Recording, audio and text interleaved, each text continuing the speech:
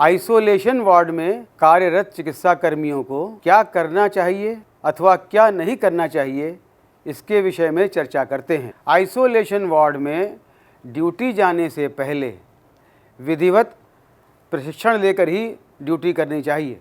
Isolation ward में चिकित्सा कर्मी प्रतिदिन 6 से 8 घंटे की ड्यूटी करते हैं और सरकार के द्वारा दिए गए दिशा निर्देशों के अनुसार 14 दिन एक साथ कार्य करते हैं।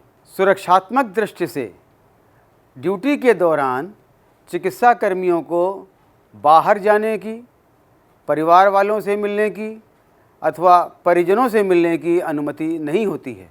अपनी पाली में ड्यूटी जाने से पहले पीपीई किट को विधिवत पहनना चाहिए और अपने वॉशरूम का प्रयोग भली भांति करके और प्रचुर मात्रा में पानी अथवा पेय पदार्थ को इस्तेमाल करके ही जाना चाहिए, जिसमें ड्यूटी के दौरान वॉशरूम की आवश्यकता न पड़े अथवा पानी पीने की आवश्यकता न पड़े।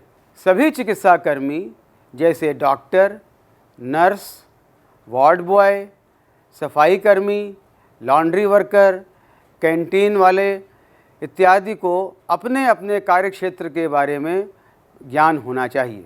वार्ड में ड्यूटी करते समय रोगियों की सेवा करने के साथ साथ उन्हें अपनी भी सुरक्षा का पूरा ध्यान देना चाहिए। यह सदैव देखना चाहिए कि उनकी पीपीई किट कहीं से कट अथवा फट न जाए। कटने व फटने की स्थिति में अपनी पीपीई किट को तुरंत बदल लेना चाहिए।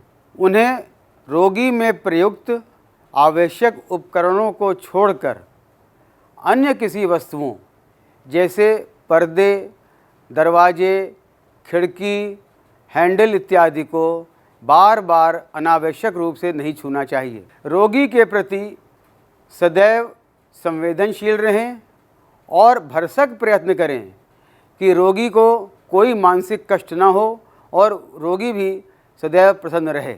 समय समय पर रोगी को औषधि, खाना, पानी या अन्य कोई आवश्यक वस्तु को अगर उन्हें ज़रूरत है तो देना चाहिए और हर संभव सहायता के लिए तैयार रहना चाहिए। आइसोलेशन वार्ड में प्रयोग होने वाले समस्त उपकरणों, दीवार, सतहों, फर्श, हैंडल इत्यादि की निरंतर और नियमित सफाई होनी चाहिए।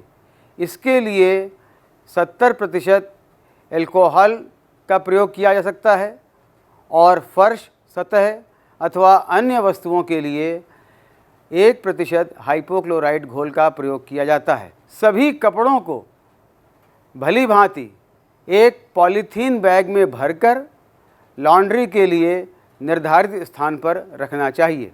उपचार के दौरान उत्सर्जित समस्त बायोमेडिकल वेस्ट को विधिवत निस्तारित करना चाहिए। ड्यूटी के दौरान यदि आपको वॉशरूम जाने की आवश्यकता पड़ ही जाती है तो प्रॉपर डॉफिंग करके अपनी पीपीई किट को उतारें और उतार कर उसको निस्तारित करके वॉशरूम जाएं और ड्यूटी पर आने से पहले पुनः एक नई पीपीई किट पहनें।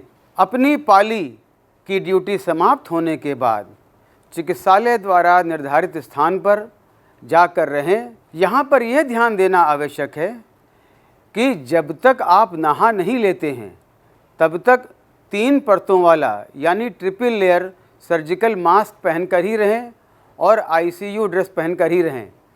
नहाने के बाद ही यह सलाह दी जाती है कि आप भोजन ग्रहण करें या अपने घर का लाया हुआ कपड़ा पहनें।